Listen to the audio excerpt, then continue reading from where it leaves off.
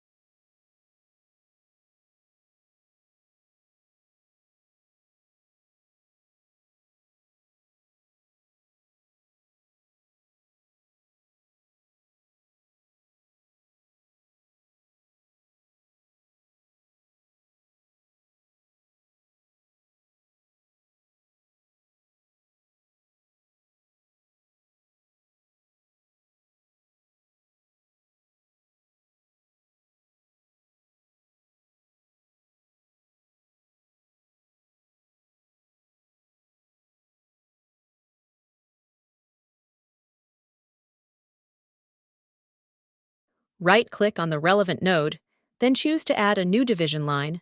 Click on another node to add the division line.